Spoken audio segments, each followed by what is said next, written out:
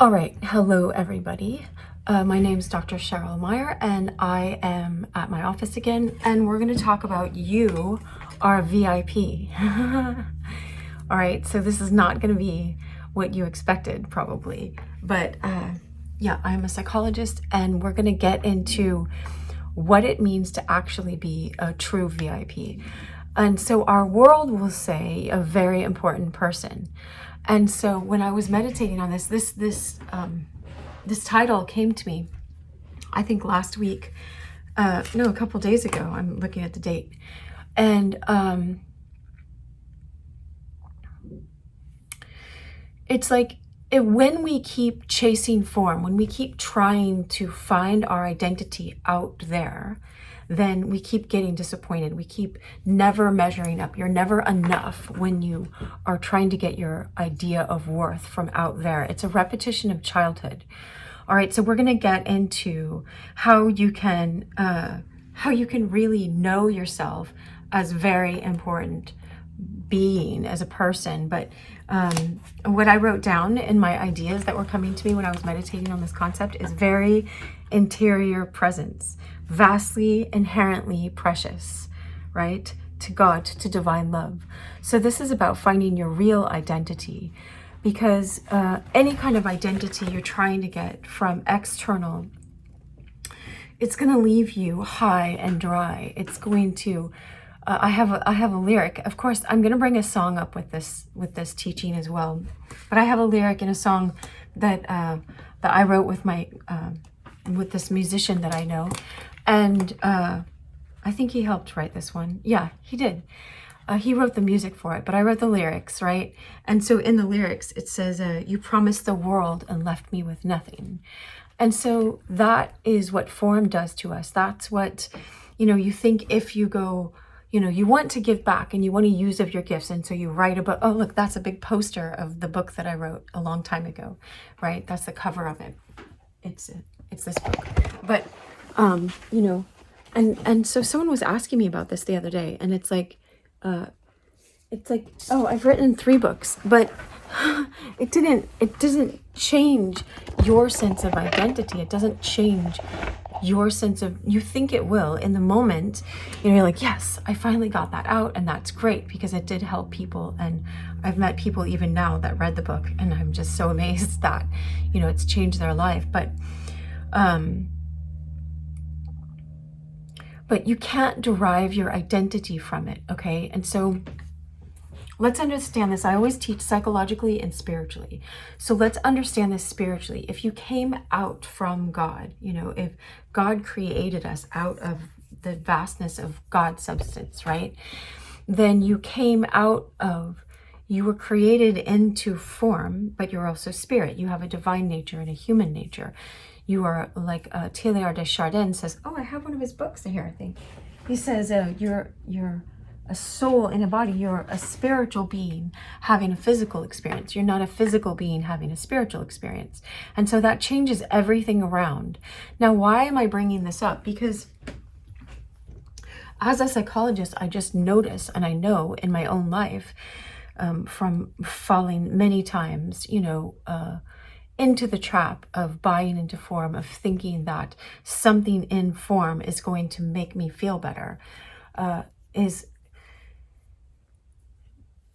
So I teach spiritually and psychologically. Even the word psychology, ology is the study and psyche is your soul. And so I always looked at it as the study of your soul anyway.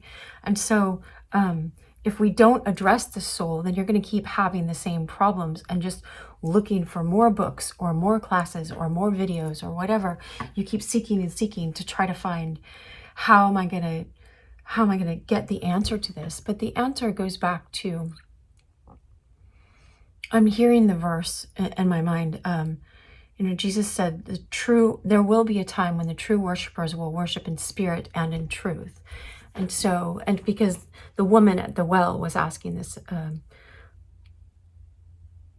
the Samaritan woman at the well, right? She was asking, well, one, why are you speaking to me? Because Jewish men did not speak to Samaritans at all. And two, a man back then, especially a Jewish man who looked like a rabbi or teacher, wouldn't be talking to a woman, a woman Samaritan.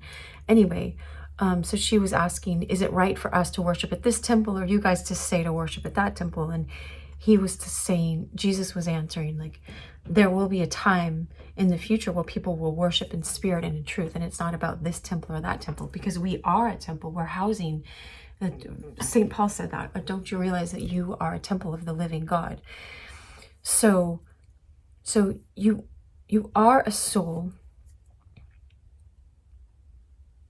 But what happens is we get really identified with this form. We get really identified with this personality, with this, like, I can call myself Cheryl and be all caught up in that and think that I am Dr. Cheryl Meyer, or whatever my idea of what a psychologist is, what a doctor is, or what a mom is, or a girlfriend or a wife, or whatever other roles I have.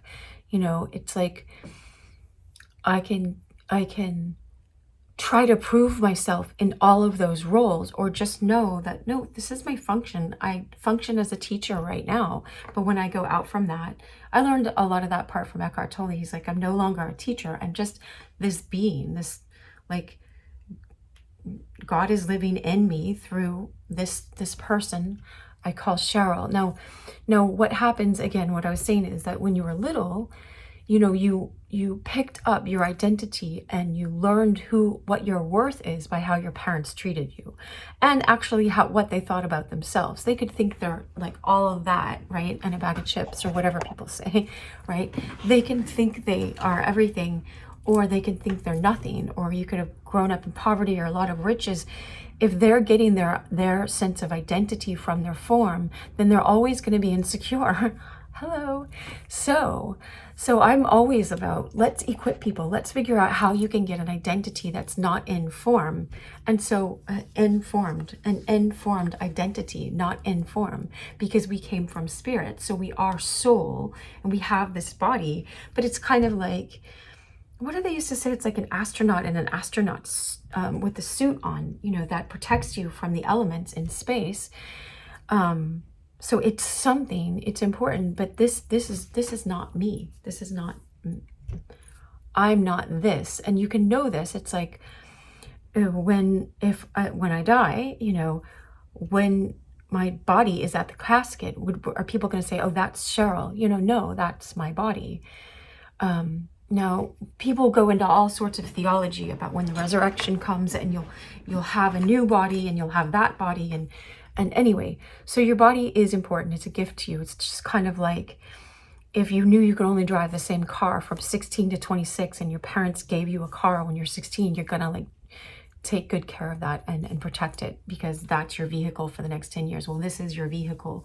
And so you're meant to respect it, but not over regard it, not abuse your body. But anyway, I didn't mean to go into all of that. What happens is when we're little kids, let's say we're not held, or our parents ignore us, or we were top of the class and we got lots of validation at school, or, whatever happened in your childhood, you can learn either, different phases of feeling worth in yourself or not feeling worth and chasing after that, and, getting a lot more money in your bank account and then going, that doesn't make me feel better. This, like, I'm so glad that I got that book out for other people as a resource. But my identity, like, yeah, sometimes in a bio I'll put author, whatever, but it's like, I don't walk around going, yay, I feel so great about myself because I'm an author. You know what I mean? It's like, it's not going to keep you feeling in that VIP status. What really does is, if you go back to understand, you're vastly inherently precious. The divine love created you, knit you together in your mother's womb. That's in Psalm 139. It's written about that. David wrote about that. There's a verse, I pulled it up for us. Psalm 46:10 is, be still and know that I am God. So when you're in the stillness, you can have this knowing of God and the love of God, and the love of God comes, it shows up. And I welcome all religions. I always do say that, because I mean that. Whatever religion you are, I want you to know these truths so that you can be freed psychologically and spiritually, so you can know things. The more we approach truth, the more it unfolds for us. But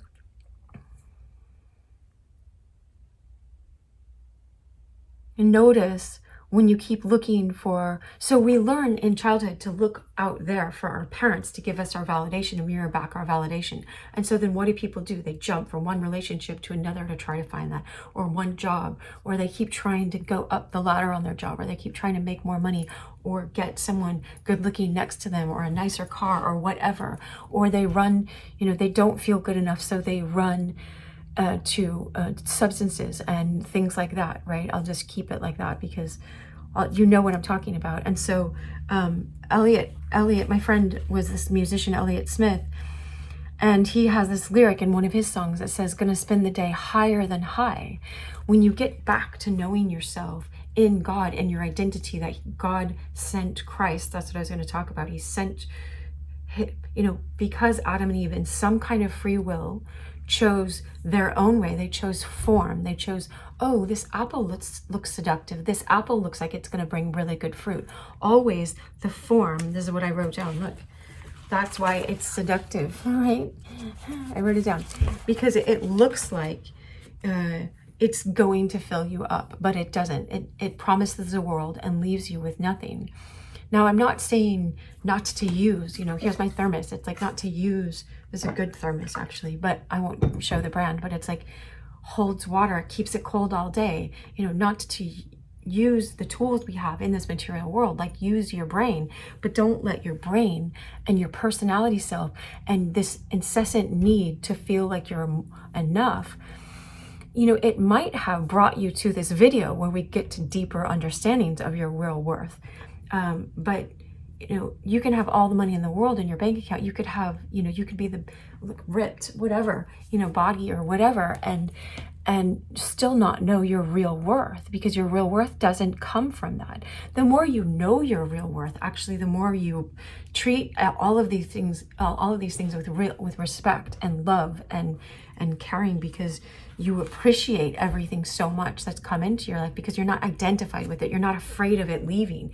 You can be more detached, but you're not detached like hard-hearted, like someone hurt me, so I'm going to be that detached and reject people and push them away and tell them they're worthless and try to climb up other people and stuff like that.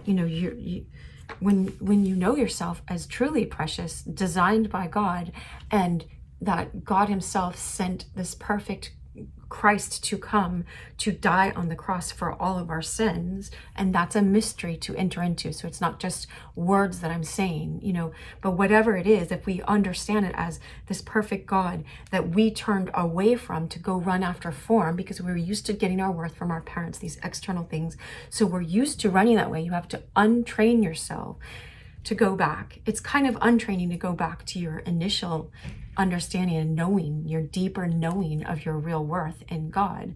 You're coming back to an understanding. So I'm not giving you something that you don't have. Even Christ, in a way, it's like if we put on death, when we separated from God, we put on death. He gives you a way, but you have to take hold of it to take death off of you so you can come back to life. It's kind of like, you have to learn how to walk through fire to get to heaven. And it's like Jesus is that for you, the righteousness. But I'll get more into that in a second. The song that I have, so I got to mention the song in this last minute here, is I was getting the song Be Near Me by ABC, by a band called ABC. And so it's so funny because their lyrics are, and I'm going to reference them here, and then you can go back to this video to reference them. I learned to sing it, but I don't have my guitar still, so it goes, the message is perfectly simple, the meaning is clear. I don't have to sing it though. Don't ever stray too far. I'm in my office, so there's other people. And don't disappear. No, don't disappear. Don't disappear into your personality self. The message is simple. What I'm going to teach is really simple. It's clear. Ever had that feeling almost broke in two? You said that you were leaving, like you do, like form will leave us.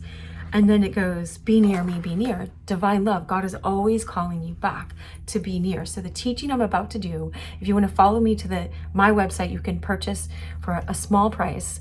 The rest of this teaching, I'm going to go on for an hour from now. So much love. Thank you for being in this part of the video. I can cut it off a little bit longer on YouTube. So, but it cuts off right away on Instagram at 15. So if you want to go with me to my website, I'll put the link in the description, and I'm going to start that right now. I'm not even going to finish. I'm not going to stop this video. It's going to be one continuous thing over for the people over there. So, but it's so great because verse 2 is like, never had that feeling until I first met you. I never felt like kneeling. Now I do. And you're not kneeling out of, when you're addicted to something, when you go to something as a high, you're kneeling, you're giving yourself away to that thing because you're forgetting your real identity. And so you don't get to that place that Elliot was talking about, getting to that place where you can have a high that's higher than high, right? You're kneeling to form. You're kneeling to chasing after form. And what Eckhart Tolle says in The Power of Now is form always changes. And so you're always going to be left without when you're in form. All right, I want to have this stuff in the next video. So I don't want to repeat myself in the next one. So I wish you so much love. I appreciate your presence. I have over 900 videos on YouTube, so you're welcome to go watch. All of those are for free. I started figuring that this is just, it's really hard work that I'm doing. And so a worker is worth her wages. And so I started charging for the remaining parts of these videos for now. That's what I'm called to do. And of course, I'd love to, I'd love to just give away the store, but it's just not, respecting some of these gifts that God has given me. So anyway, I'll just do that. And I wish you so much love, and thanks for, I hope you got a lot in this. You can rewatch this and you'll get more and more, even though it seems like we're not talking about a whole lot sometimes. All right, much love.